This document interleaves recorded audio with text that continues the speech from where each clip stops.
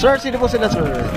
Si Romnick Fernandez. Okay, Sir Romnick, boss. Anong auto itong dala natin, boss? ESI po. LX na, ito yung ESI body, tama ba, boss? Okay, ito.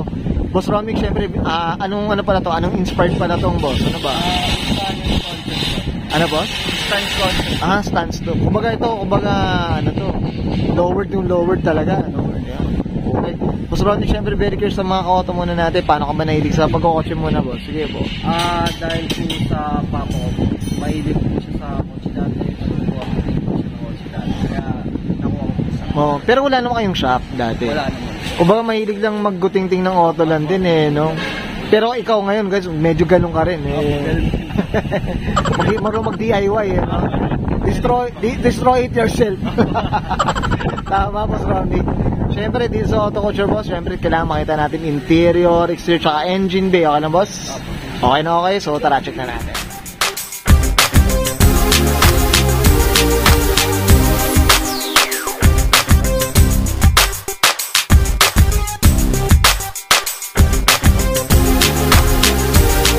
Tough long battery.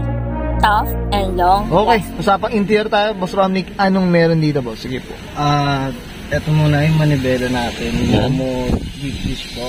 Tapos naglagay tayo ng old bottle dito. Tapos ito recaro seats. Copy lang po. And wala pang original. Copy muna. Okay. Tapos ito pong harness bar po natin.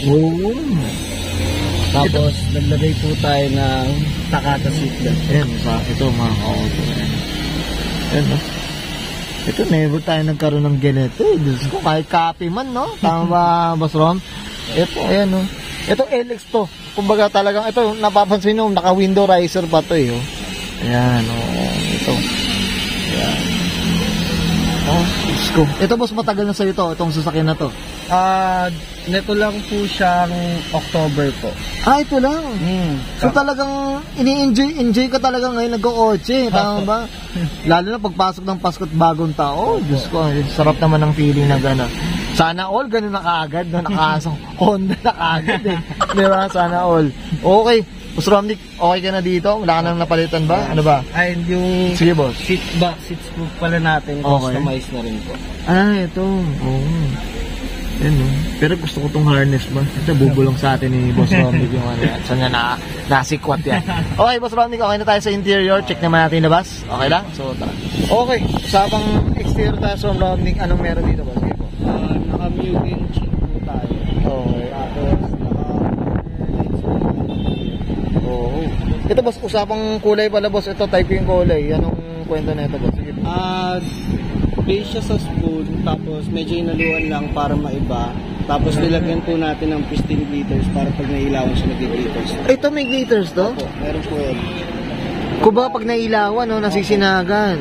Ito, sino palang gumawa ng pintura natin, Mr. Romnick? Si Autobon po ng Sorrento po. Sorrento, okay. Dito lang din na shop yan, boss? Opo, yan lang po.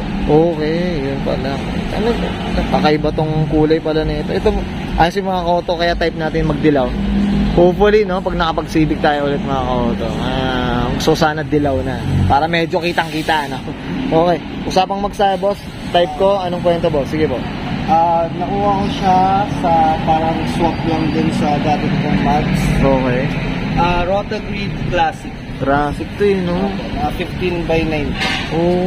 Ganda, no? Ayan, no? Nakalabi kasi ito. Ito yung maganda. Offset po. Offset, no? Ganda. Ito yung mga mas gusto na. Side skirt po. Opo. Anong side skirt tong ano, boss?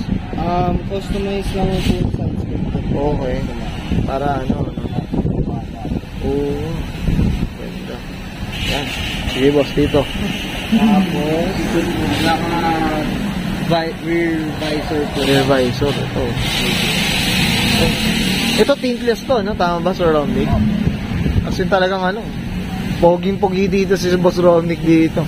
Ito, naka-visor. EGR ba ang brand na ito, boss? Tama ba ako? EGR yata, no? Parang EGR yata. Ito yung mga gumagawa ng dati. Correct mo, ano, ha? Mga ka-auto, comment down below kayo sa video na ito ni Boss Romnick. After series po. Okay.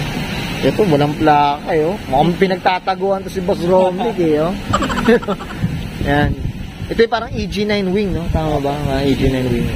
Yan, that's it. Boss Romnick, okay ka na dito sa ano? Sa labas? Usapang makina, okay lang. Alam makita natin. At least may idea lang tayo, boss. So, tara. Okay. Usapang makina tayo, Sir Romnick. Anong meron dito, boss? Sige po. Naka-strat bear lang tayo. Okay. Pinalit ako sa akin ngayon, tapos pinto-pintura yung linusinis. Ito, boss.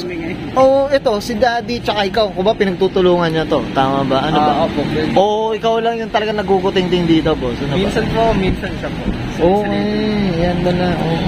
Ito mga ka-auto, ano to, LX to, syempre carburetor pa to. So, binder danda to tayo dito mga ka-auto. Tsaka, iba pa rin ang palo ng ano, PH15, tama ba, boss? Iba, iba rin talaga. May lakas din. May lakas din talaga. Usapang Honda yung mga ka-auto, real talk tayo dyan. Yan. Okay. Hopefully, tsaka ito, nabanggit mo Sir Romnick, ano pala siya? Kumbaga, October mo lang siya. Ito, gaano kabilis? Ito, gaano kabilis? 1 month transformation lang. Ganito na, no? So, ipapakita na natin yung mga pictures na ng mga dating, ano.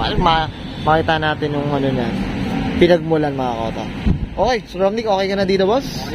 Ayan, thank you. Okay, ayan guys, nakita natin interior, exterior, tsaka engine bay. Siyempre, usapang ano tayo. LX ESI body mga kota dito kay Sir Romnick Fernandez. Sir Roms, syempre sa Auto Culture, ano tayo? Shoutout tayo, boss. Sige po, go po. Shoutout sa pamilya ko. Shoutout sa head turner, shoutout. Tapos shoutout sa Autobon and sa mga pinsang ko, shoutout sa inyo. Yun, okay. Sa Sadboys Cavite, shoutout din. Yan. Baka, syempre boss, sa ano?